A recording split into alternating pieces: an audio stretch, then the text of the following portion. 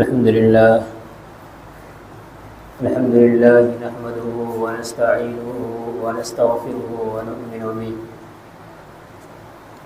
ونؤمن به ونتوكل عليه ونعوذ بالله من شرور أنفسنا ومن سيئات أعمالنا من يهده الله فلا مضل له ومن يضلله فلا هادي له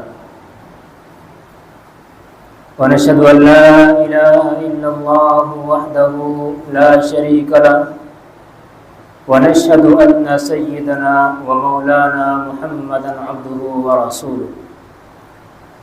صلى الله عليه وعلى آله وأصحابه وبارك وسلم تسليما كثيرا أما بعد فأعوذ بالله من الشيطان الرجيم بسم الله الرحمن الرحيم واصبر نفسك مع الذين يدعون ربهم بالغداة والعشي يريدون وجهه عن حارثة الله تعالى عنه قال سمعت رسول الله صلى الله عليه وسلم ألا أخبركم بأهل الجنة كل ضعيف متضعف إن أقسم على الله لأبره وقال ألا أخبركم بأهل النار كل جواز عتل مستكبر او کما قال علیہ الصلوۃ والسلام۔ قرآن کریم کی ایک آیت اور نبی کریم صلی اللہ علیہ وسلم کی ایک حدیث پڑھی ہے۔ اللہ تعالیٰ سے دعا ہے کہ اللہ تبارک و تعالیٰ صحیح طرح سے بات کہنے کی، سننے کی، سمجھنے کی اور پھر ہم سب کو عمل کی توفیق نصیب فرمائے۔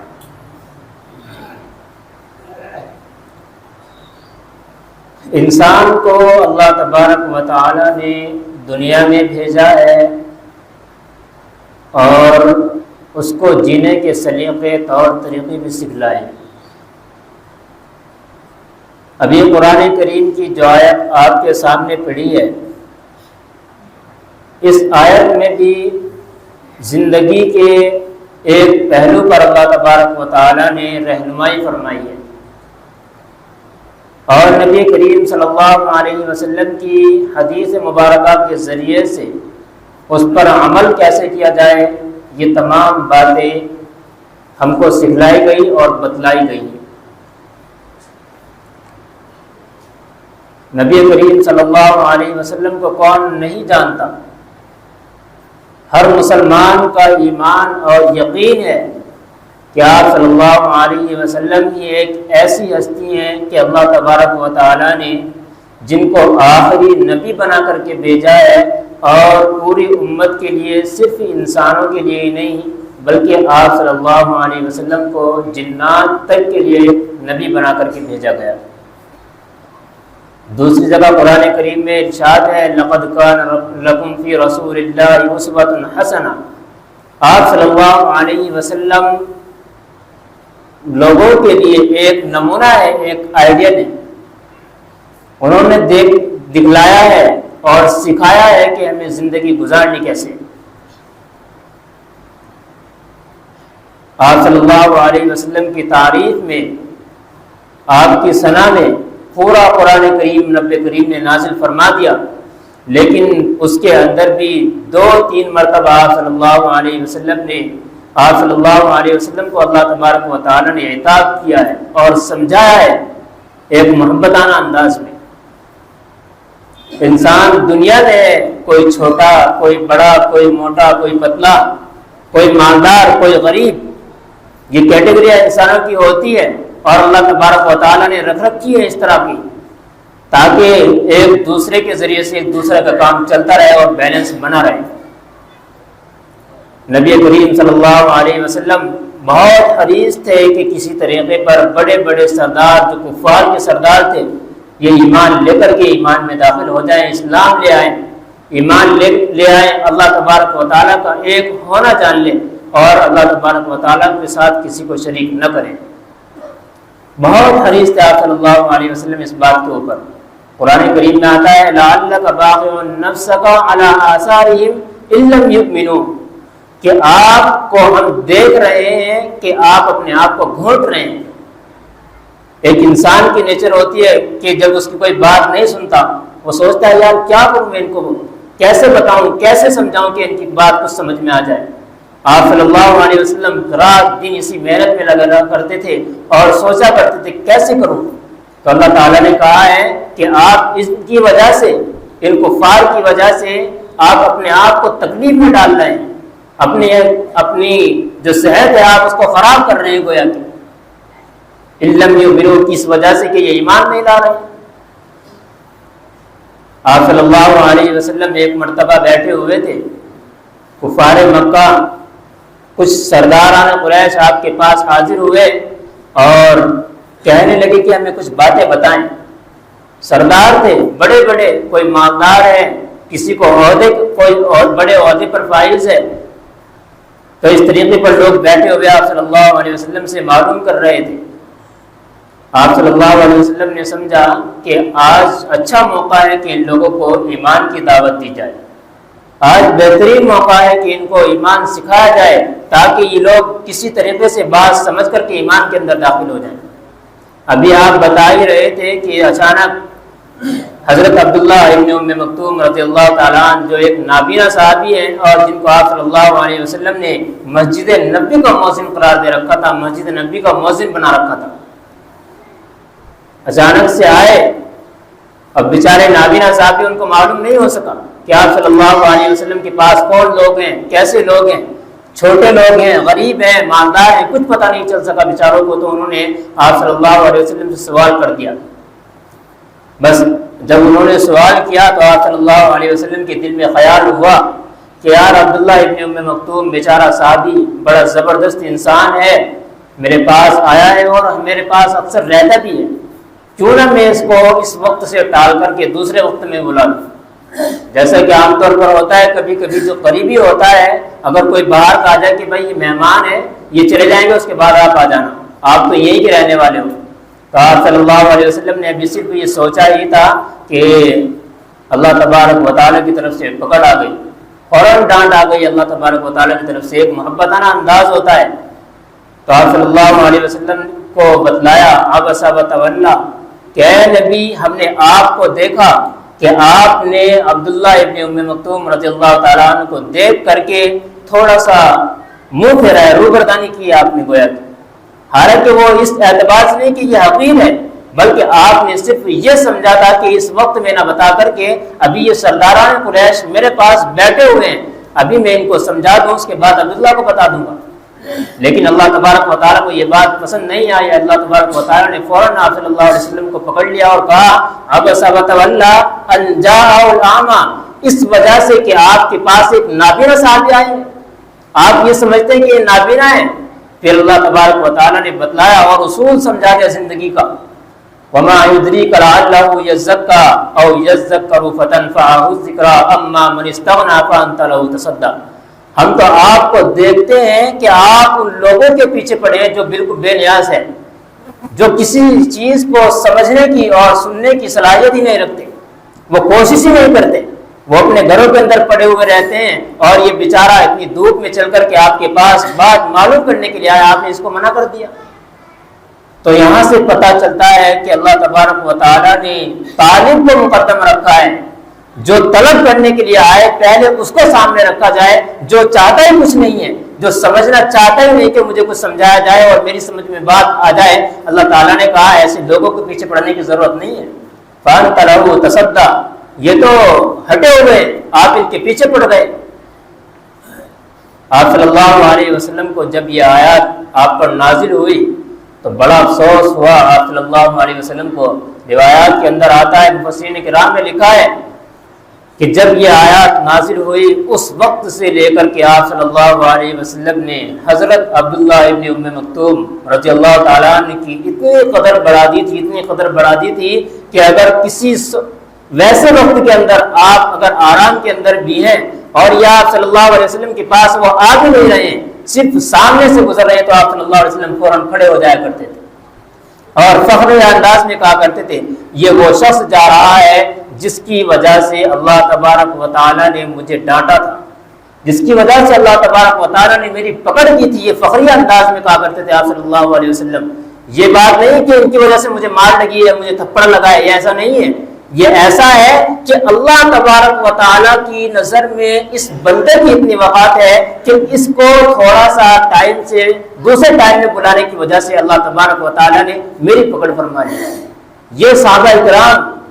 تو انسان کو اس کے کپڑے دیکھ کر کے، اس کی غربت دیکھ کر کے، یا اس کو مالی حالات کے اعتبار سے دیکھ کر کے اس کا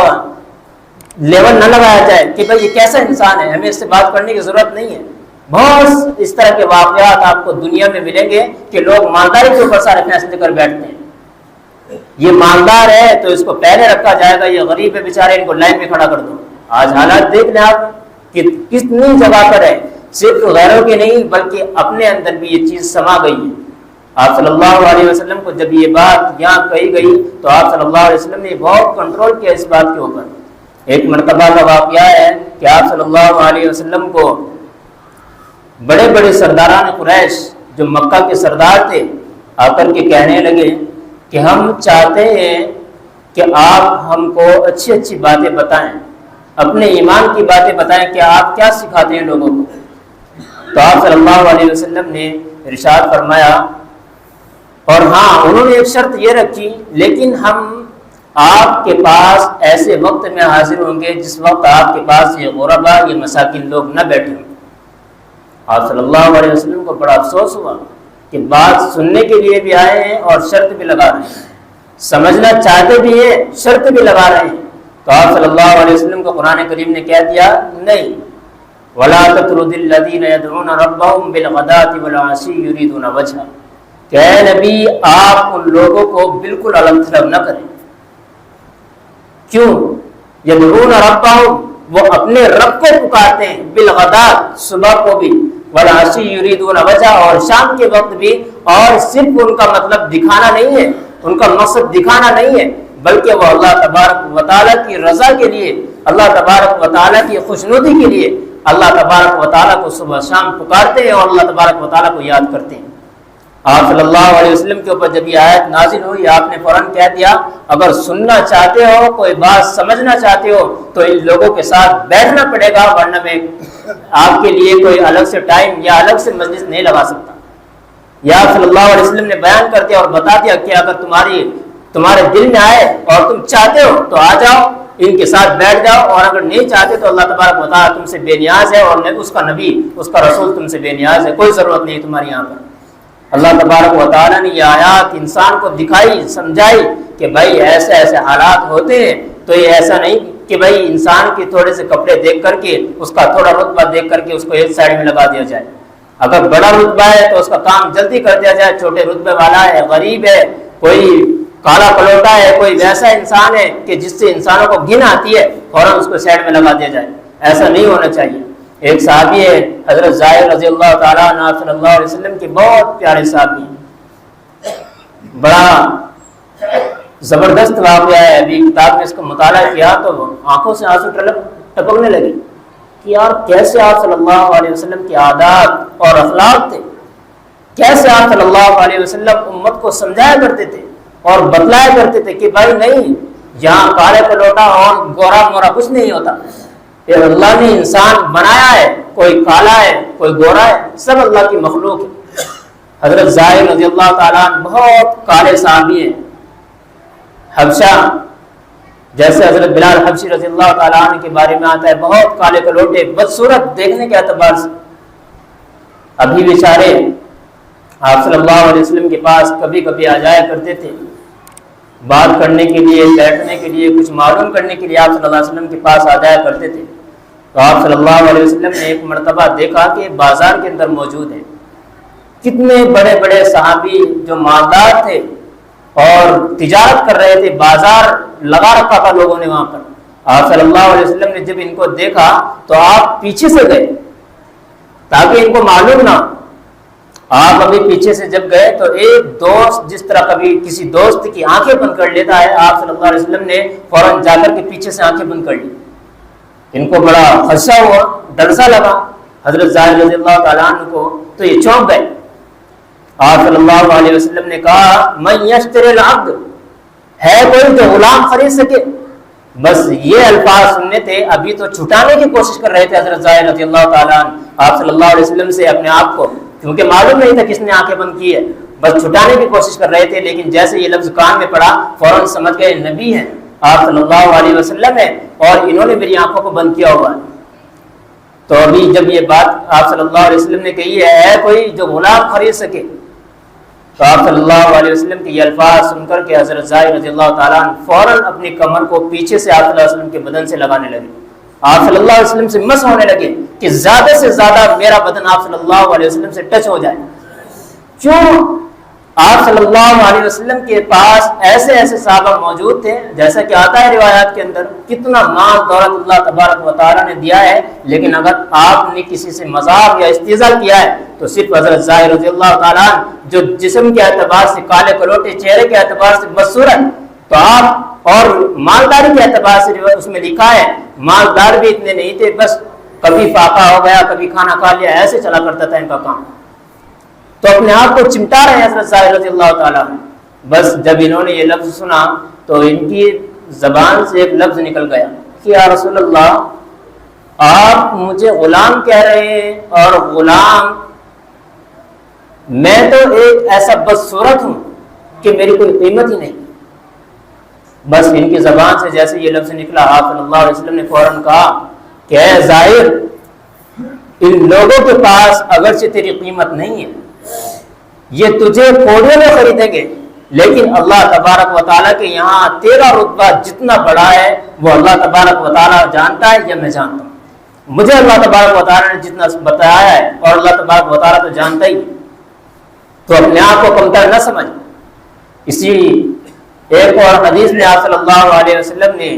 ایک روایت میں ارشاد فرمایا جو ابھی میں نے بیان کیا ہے کہ آپ صلی اللہ علیہ وسلم نے کہا الا اخبرکم بأہل الجنہ، کہ لوگوں کیا میں تمہیں جنتیوں کی خبر نہ دے دوں، جنتیوں کے بارے میں نہ بتا دوں؟ تو لوگوں کو آپ صلی اللہ علیہ وسلم نے بتلایا کہ ہر وہ شخص ہے جو کمزور ہے، کبھی وہ مالدار ہوا ہی نہیں یا اس کی قسمت میں مال ہے نہیں، کمزور ہے، جسم کے اعتبار سے بیچارہ کمزور ہے، مالداری کے اعتبار سے کمزور ہے، رتبے کے اعتبار سے کمزور ہے. تو آپ صلی اللہ علیہ وسلم نے ارشاد فرمایا کہ کمزور متضاعف، اور ساتھ میں کیا ہے کہ لوگ اس کو کمزور سمجھتے بھی ہیں. ایک انسان ہے، اس کے پاس مال تو نہیں ہے لیکن رتبہ بہت بلند ہو گیا اس کا، لوگ اس کو اچھا سمجھنے لگے، اس کی تعریف اور اس کی حمد و ثنا اور بیعت اس کی ٹھیک ٹھاک ہو گئی، لوگوں کے پاس چلن پھرن بہترین ہے اس کی لوگ تعریف کرتے ہیں اس کے کاموں کے اعتبار سے. تو آپ صلی اللہ علیہ وسلم نے کہا کہ وہ لوگ جن کو لوگ کم سمجھتے ہو، کمزور سمجھتے ہو، اور پھر آپ صلی اللہ علیہ وسلم نے ارشاد فرمایا ان اقسم علی اللہ، کہ اگر وہ اللہ تبارک و تعالیٰ کے اوپر کوئی قسم کھا بیٹھے لَأَبَرَّهُ، تو اللہ تبارک و تعالیٰ اس کو بری فرما دیا کرتے ہیں، ان کو آزاد کر دیا کرتے ہیں. ایک واقعہ لکھا ہے اس روایت کے اندر، دو عورتیں تھیں آپ صلی اللہ علیہ وسلم کے زمانے میں لڑی، اور لڑنے کی وجہ سے ایک نے دوسرے کا دانت توڑ دیا. اب قرآن کا جو حکم ہے وہ کیا ہے کہ بھائی السن بالسن، کہ اگر کسی نے کسی کا دانت توڑ دیا تو دانت کے بدلے دانت ہی توڑا جائے گا. کسی نے کسی کی آنکھ توڑ دی تو اس کی آنکھ توڑی جائے گی. کسی نے کسی کا ہاتھ توڑ دیا تو اس کا ہاتھ توڑ دیا جائے گا. یہ شریعت کا حکم ہے، قرآن کریم میں اس کو بیان کیا گیا ہے اور اس کو قصاص کہا جاتا ہے. تو جب یہ بات آئی تو وہ جو صحابی جن کی وہ عورت تھی انہوں نے قسم کھا لی اللہ تبارک و تعالیٰ کی کہ خدا کی قسم اس عورت کا دانت نہیں توڑا جائے گا. وہ سب جانتے تھے کہ آپ صلی اللہ علیہ وسلم کے پاس لے جایا جائے گا ان کو، اور آپ صلی اللہ علیہ وسلم قرآن کی روشنی میں قرآن نے جو حکم بیان کیا ہے اس کے ذریعے سے آپ فیصلہ فرما دیں کہ اس کا دانت توڑ دیا جائے. اب جیسے ہی انہوں نے یہ قسم کھائی ہے تو آپ صلی اللہ علیہ وسلم نے سمجھ لیا کہ ہاں شاید ایسا ہو سکتا ہے، اور انہوں نے بیچاروں نے اس اعتبار سے کہا تھا کہ بھائی اللہ تبارک و تعالیٰ ضرور ایسے حالات پیدا فرما دیں گے کہ اس عورت کا دانت توڑا ہی نہیں جائے گا۔ جیسے ہی یہ پہنچے وہاں آپ صلی اللہ علیہ وسلم کے پاس عدالت میں پہنچ گئے، تو اب اس عورت نے جس کا دانت توڑ دیا تھا اب دوسری والے کا دانت ٹوٹنا تھا قصاص کے اعتبار سے، بدلہ لینے کے اعتبار سے، تو اس عورت نے فوراً کہہ دیا کہ میں اس عورت کو معاف کرتی ہوں، میں اس کا قصاص نہیں لیتی۔ بس یہ بات بیان کر دی تو فوراً آپ صلی اللہ علیہ وسلم نے کہا کہ ہاں کہ اگر وہ اللہ تبارک و تعالیٰ پر قسم کھا لے تو اللہ تبارک و تعالیٰ ان کو بری کر دیا کرتے ہیں، یعنی اللہ تبارک و تعالیٰ ان کی چاہت کے مطابق جو وہ چاہتے ہیں اور اللہ تبارک و تعالیٰ ان سے محبت کرتے ہیں تو اس کام کو کر دیا کرتے ہیں۔ اور لکھا ہے کہ اتنے کمزور صحابی تھے، بہت زیادہ کمزور تھے، کبھی کھانا کھا لیا کرتے تھے، کبھی فاقے میں رہتے تھے، مال کوئی زیادہ نہیں، بہت کمزور ہوتے تھے اپنے زمانے میں۔ تو آپ صلی اللہ علیہ وسلم نے ان کے بارے میں کہا، پھر آپ نے ارشاد فرمایا آگے کہ کیا میں آپ کو جہنمیوں کے بارے میں خبر نہ دے دوں؟ لوگوں کو بڑا تعجب ہوا کہ آپ صلی اللہ علیہ وسلم آج کیا کیا بیان کر رہے ہیں، کیا کیا بتلا رہے ہیں آپ صلی اللہ علیہ وسلم۔ تو آپ نے ارشاد فرمایا کل عتل جباز مستکبر، کہ یہ تینوں حضرات ہیں جو جہنم والے ہیں، جہنم میں جانے والے، تکبر کرنا اور دوسرے کے درجوں کو گرانا، ان کو کمتر سمجھنا، حقیر سمجھنا اور تکبر، یہ بہت بڑی علامت، بری علامت ہے، ایک بہت بڑی علامت اس کو سمجھا گیا ہے۔ اللہ تبارک و تعالیٰ نے ارشاد فرمایا الکبریاء ردائی، کہ بھائی یہ تکبر کرنا یہ تو میری چادر ہے، جو بھی مجھ سے اس میں جھگڑا کرے گا تو میں کیا اس کو قذفتہ فی النار، میں اس کو جہنم میں ڈال دوں۔ آپ صلی اللہ علیہ وسلم نے ایک اور حدیث میں بیان کیا، آپ نے بیان فرمایا، آپ نے کہا کہ اللہ تبارک و تعالیٰ نے جنت اور جہنم کو رکھا ہے، ایک مرتبہ دونوں جھگڑ رہے تھے کہ آپس میں، جنت وہ کہہ رہی ہے کہ میرا درجہ بلند ہے اور جہنم کہہ رہی ہے میرا درجہ بلند ہے، لیکن ہوتا کیا ہے، کہتے ہیں کہ بھائی جب یہ آپس میں جھگڑنے لگی تو ایک دوسرے نے دلائل پیش کر دیے۔ جہنم نے کہا کہ میں اس وجہ سے بڑی ہوں کہ میرے اندر بڑے بڑے لوگ ڈالے جائیں گے، جو مالدار ہیں، بڑے قسم کے اور تکبر کیا کرتے ہیں، یہ اپنے اعتبار سے بہت بڑے سمجھتے ہیں، بڑے ہوتے ہیں اپنے اعتبار سے، تو ایسے ایسے لوگ جب میرے اندر ڈالے جائیں گے اور مجھ سے بھرا جائے گا، کیونکہ اللہ تبارک و تعالیٰ نے وعدہ کیا ہوگا کہ میں ان کو بھروں گا، جہنم کو بھی بھر کر کے رکھ دوں گا اور جنت کو بھی بھر دوں گا، تو یہ فخر کر رہی ہے۔ لیکن ادھر دوسری جنت کیا کہہ رہی ہے، دوسری جانب وہ کہہ رہی ہے کہ میرے اندر تو ایسے ایسے لوگ رکھے جائیں گے جو کمزور ہیں، فاقے والے لوگ ہیں، یہ میرے اندر رکھے جائیں گے، میں اس اعتبار سے بلند ہوں۔ یہ اللہ تبارک و تعالیٰ کو یاد کرتے ہیں، رات اور دن یاد کیا کرتے ہیں اللہ تبارک و تعالیٰ کو، تو جو رب کو یاد کرے اور اللہ کو ان سے محبت ہو تو گویا کہ اپنے اعتبار سے جنت نے اور جہنم نے اپنے دلائل پیش کر دیے۔ یہاں پر جو پوائنٹ ہے سمجھنے کا وہ یہی ہے کہ جہنم ایسے لوگوں پر جو اپنے آپ کو تکبرانہ انداز میں لوگوں کے سامنے پیش کرتے ہیں، ایک دوسرے سے بات کرنے کے لیے اور اس کو سمجھنے کے لیے تیار نہیں ہوتے، تو کہہ رہی ہے کہ میرے اندر ایسے لوگوں کو ڈالا جائے۔ تو اللہ تبارک و تعالی ہم سب کی ان باتوں سے حفاظت فرمائے کہ ہم بھی ان لوگوں میں کہیں شامل نہ ہو جائیں۔ یہ بہت اہم چیزیں ہوا کرتی ہیں اور اللہ تبارک و تعالی اس طرح کی رہنمائی پہلے ہی فرماتی ہے، لیکن ہم سمجھتے کب ہیں جب ہمارے اوپر کوئی چوٹ آ پڑتی ہے، ہم اللہ کو جب یاد کرتے ہیں، جب ہمارے اوپر کوئی تکلیف آتی ہے، اچھائی میں تو ہم بھول بیٹھے ہیں۔ یہی وجہ ہے کہ ہم لوگ ہمیشہ اکثر و بیشتر جو زیادہ تر کٹائی ہوتی ہے، مار ڈاٹ ہوتی ہے، وہ صرف اللہ تبارک و تعالیٰ کی حکم عدولی کی وجہ سے ہوتی ہے۔ اگر اللہ تبارک و تعالیٰ کے احکام پر عمل کیا جائے اور سمجھا جائے اور سمجھنے کی کوشش کی جائے تو انشاءاللہ ان پر ایسا یہ نہیں ہے کہ اللہ تبارک و تعالیٰ مشکلات میں ڈالے گا۔ بعض مرتبہ انبیاء کے اوپر مشکلات آئی ہیں تو وہ اس اعتبار سے آتی ہیں کہ انسان کو بلند مرتبہ کر دیا جائے، اس کو اعلیٰ درجے تک پہنچا دیا جائے۔ اللہ تعالیٰ ہمیں سمجھ کے عمل کی توفیق نصیب فرمائے اور ہمیں بھی سنت کے مطابق زندگی گزارنے والا بنائے۔ وآخر دعوانا الحمدللہ رب العالمین۔